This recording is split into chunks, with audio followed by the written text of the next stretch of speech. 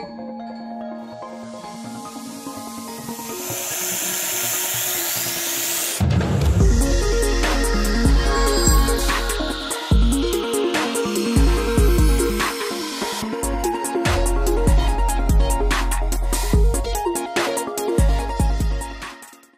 of the Horse. Ngayong 2025, kapakbet for horses, it will be a brand new journey. Kayo ay ginagabay ng success and academic stars na makakatulong upang maging mas matalas ang pag-iisip at makahatak ng mga benefactors sa buhay. Kung ikaw ay magiging matapang, matatalo mo ang mga problema mo sa 2025. Narito ang inyong complete horoscope for the Year of the Wood Snake 2025. Career horoscope ng horse, 80%. There is an 80% chance of having a positive career sa Year of the Wood Snake 2025 kapakbet. Mas madali mo nang masosolusyonan ang mga problema at challenges sa loob ng trabaho. Ang sipag mo ay mabibigyan ng pagkilala at awards na makakatulong para magkaroon ng career progress sa 2025. Iwasan lamang makinig at maniwala sa mga chismis dahil maaaring ito ay pakana lamang ng mga taong may balak sa iyo. Health horoscope ng horse, 60%. Mataas ang life energy mo sa 2025. Kaya naman, mas madali kang makaka-recover mula sa sakit katulad ng body fatigue dahil sa pagod. Kayo rin ay pinapayuhan na iwasang umupo ng napakatagal.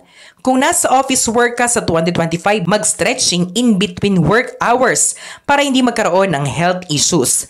Iwasang magpuyat, gumawa ng mga outdoor activities. Kaya naman, learn to maintain a balanced life between your work and pahinga. Relationship horoscope ng horse, 80%. Ngayong 2025 kapakbet, makakatagpo kayong mga horse ng mga generous benefactors.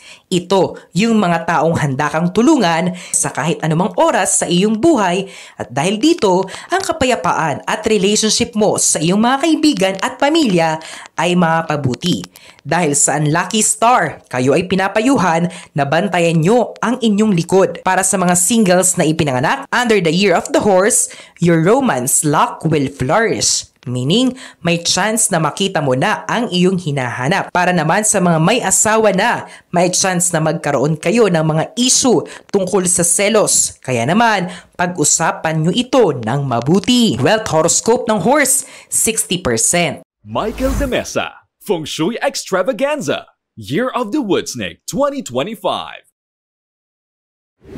Tataas ang inyong wealth luck kahit 60% chance lang at nasa harapan ng inyong mga bahay ang mga oportunidad na makakatulong sa iyo para mapabuti ang lagay ng inyong pera sa 2025. Kaya naman, huwag mong sayangin ang pagkakataong ito kapakbet para hindi mo pagsisihan.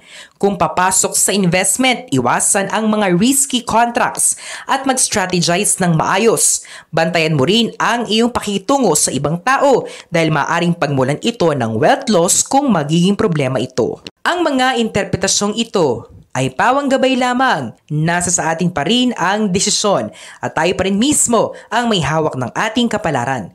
Huwag po nating kalimutang magdasal at manalig sa may kapal. Hindi niya po tayo pababayaan. Huwag kalimutang mag-subscribe, like at i-share ang video ito sa inyong kapamilya at kaibigan.